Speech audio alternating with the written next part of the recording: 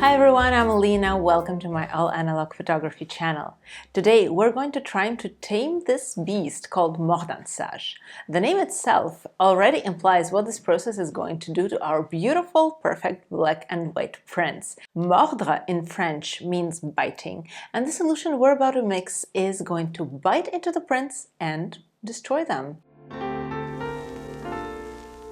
Those crazy surreal effects are achieved with just 3 components.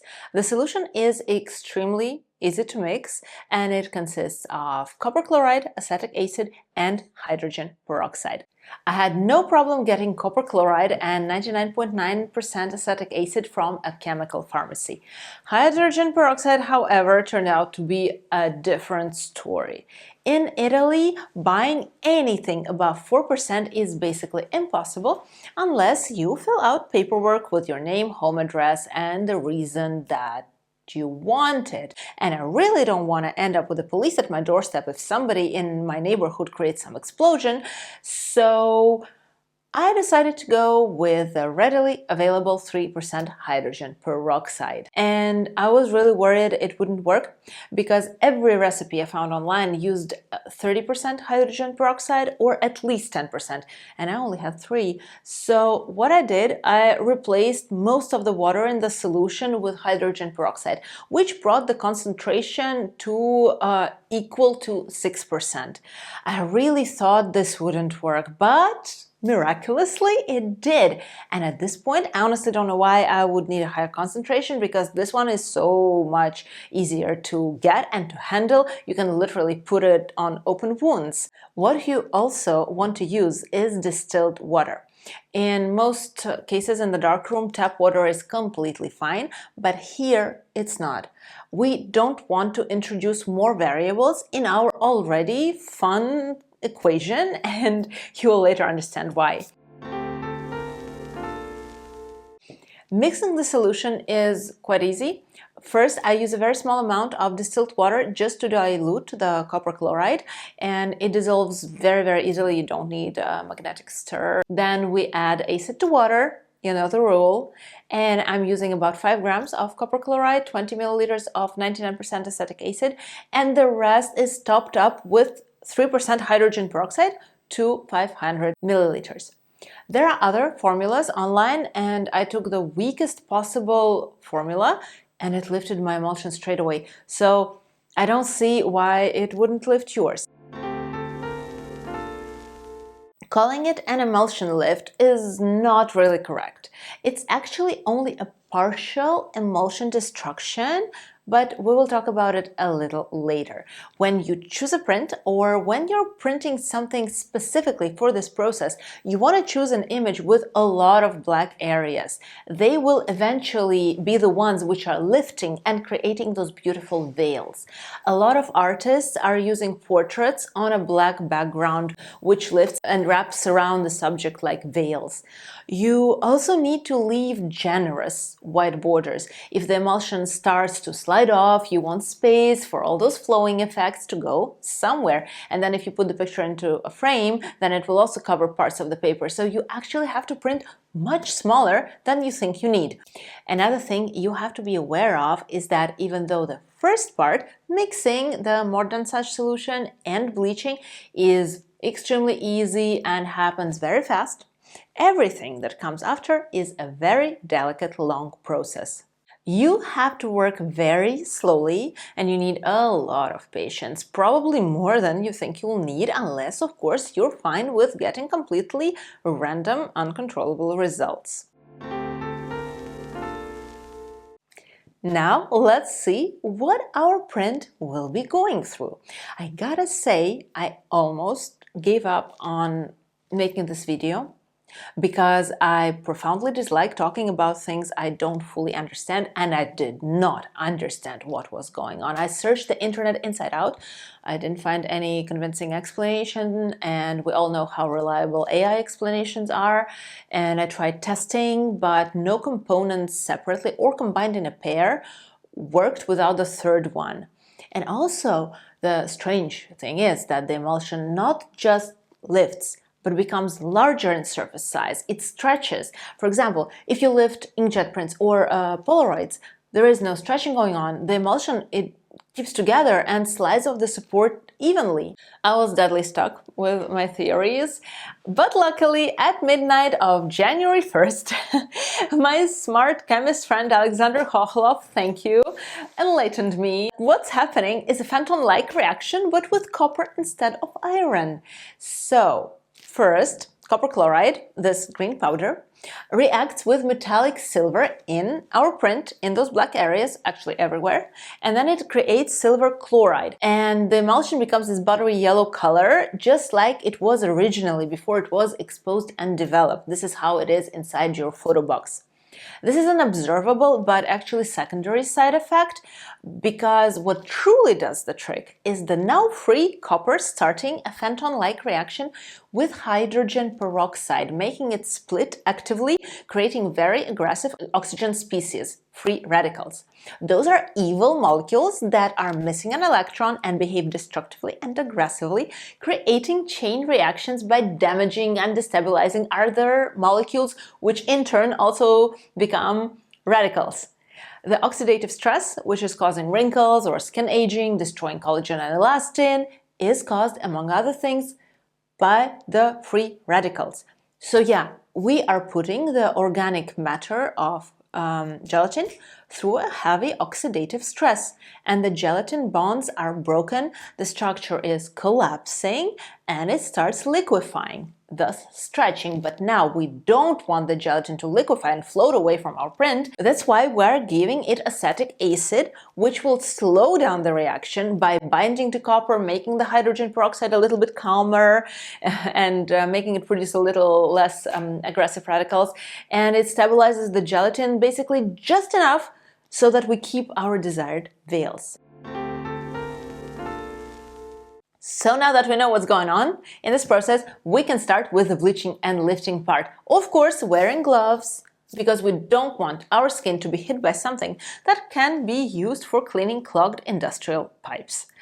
While researching this online, I found surprisingly little information. Not many people seem to be doing this process or writing about it, and there is a lot of advice around getting your emulsion to lift and what to do if it doesn't lift, which paper works better. But honestly, I threw in FOMA, Ilford, RC paper, fiber-based paper, multi-grade, fixed grade, everything. They all lifted eventually, sooner or later.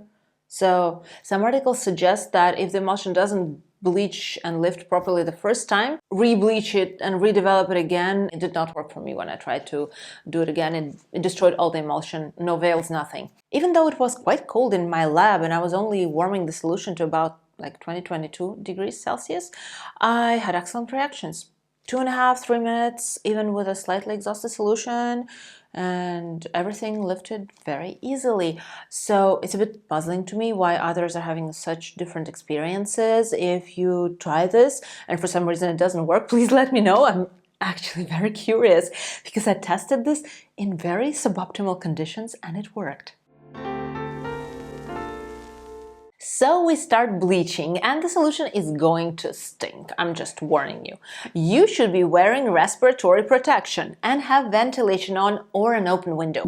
But normally I always cover the tray. This way you actually don't really need a mask. Now it's about the 5th day that I'm doing this, and I don't feel the smell at all. I often have to bend quite close to the prints to see whether the tiny bubbles have formed or not. So eye protection is also a good idea, especially since this part is really short, just a couple of minutes. So you can wear goggles in that time.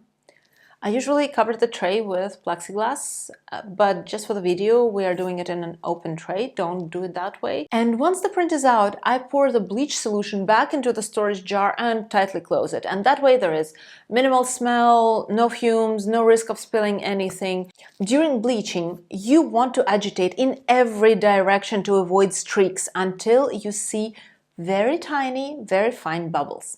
You don't want the emulsion to lift in this solution because you can't really control it well. Where you can control it much better and much more safely is in the wash water. So we're not trying to lift the emulsion here. We are going into warm water and very tightly controlling how it's lifting. You put the print in, take it out, and wait for the bubbles to grow. You see those bubbles? They are too small, those bubbles.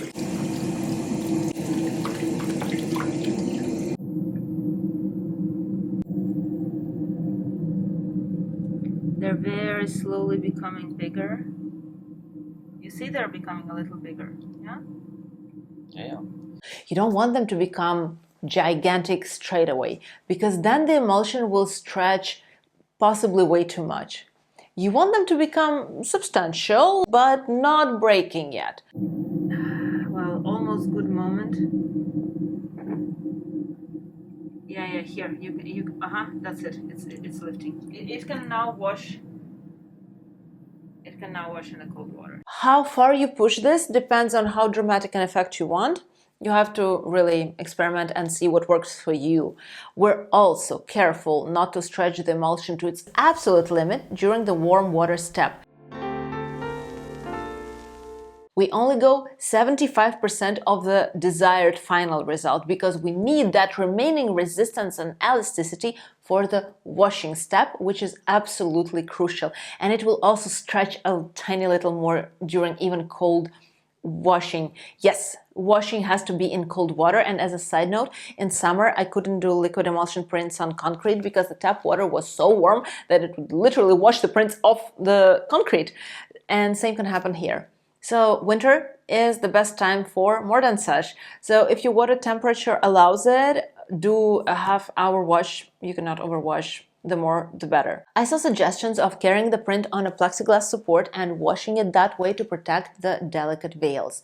That definitely works. The veils are saved, but you might not be able to wash the emulsion properly. When the paper is floating face down, the lifts get filled with water and washed quite literally inside out, and that's exactly what I'm doing, face down for about half an hour with a bit of running water and regular water changes. Let's see how this one washed. Ooh, lifted well, and we are trying to really not burst the veils. Depends, you may want to do that, but maybe you don't. They're very fragile, insanely fragile. How do we drain it? We drain it like that.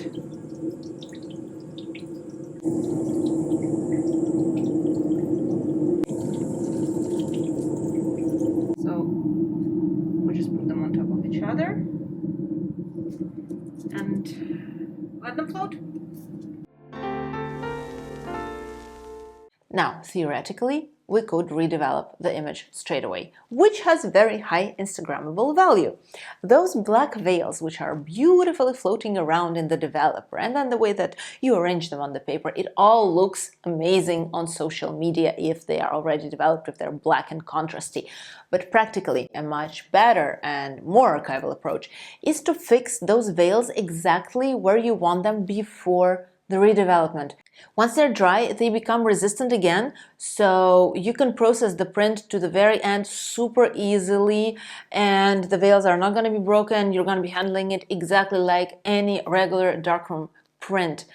You can arrange the veils however you want, of course. You can leave them attached and let them float around, or you can rip them apart and create that flying effect. You can carefully drain them to only have a bit of texture on this black background. You see, the flower did not lift, so we're going to be carefully, with a wet brush, detaching from the flower.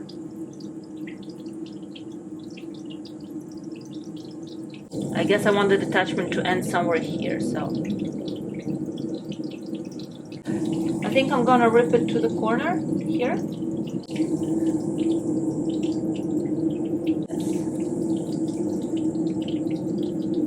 Right? Down. So it goes down, and we can see all this dirt. I don't like it. I like removing this because when it's redeveloped, it's dark gray.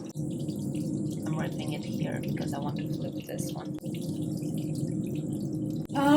Okay, I feel like we need a rip here, we need something going on. Is it sufficiently detached? That is the question. It's not very detached over here, so let's see how far we get.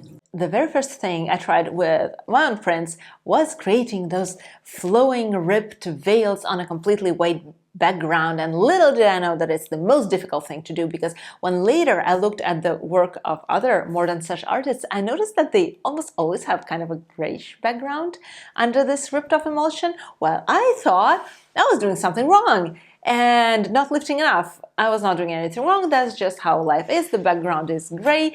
But I didn't know, so I started trying to clean the background, and first I did it with a synthetic brush, by the way, works fantastic, and then with a bit of cotton. Cotton is not the greatest idea, you have to be extremely careful, you can rip the emulsion very easily. So eventually, after a lot of trial and error and quite a bit of back pain, I did manage to produce a few prints where I cleaned it up almost completely. It took me at least half an hour on a tiny little print, but I rubbed it down to the paper base.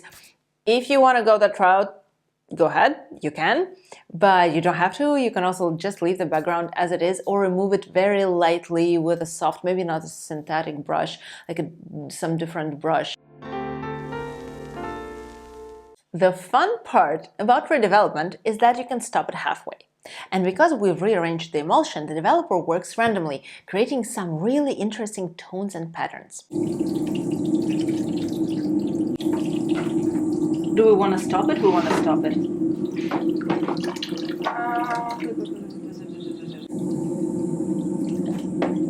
Yeah, we want to stop it. Here the emulsion lifted a tiny little bit because we didn't dry to the end. See, I was hurrying way too much.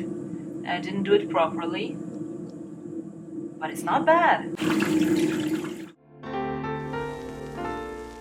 Now, theoretically, and this is very theoretical, if you develop all the way to the end, there is no need to fix, because all the silver halides theoretically are converted into stable metallic silver, and there should be nothing left for the fixer to remove. But in practice, though, there are always some silver halides left. You never know where those little pesky things come from, and they can start chain reactions that will destroy your print over time.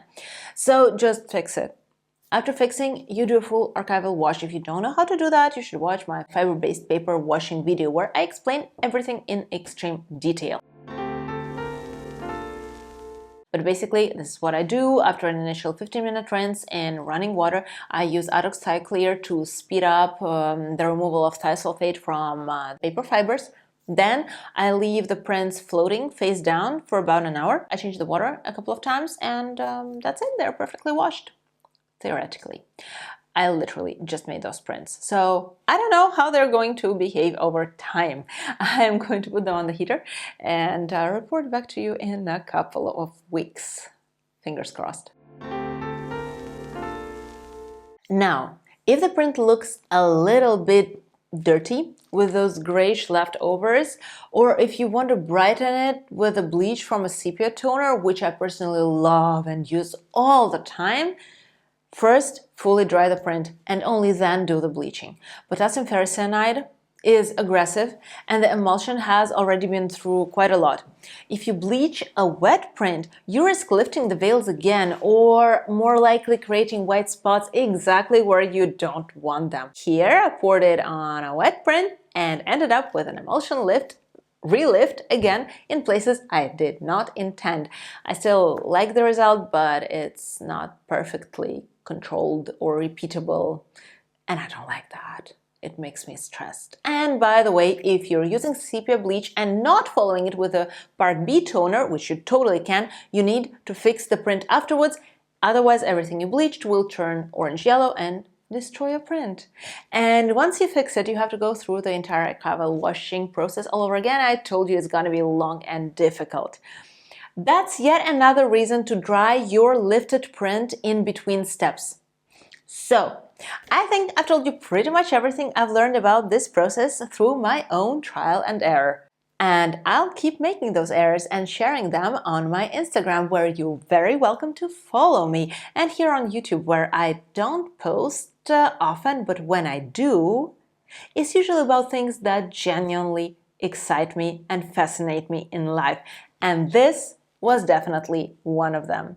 I hope you try it. I hope you like it. I hope you love it. See you next time. Bye.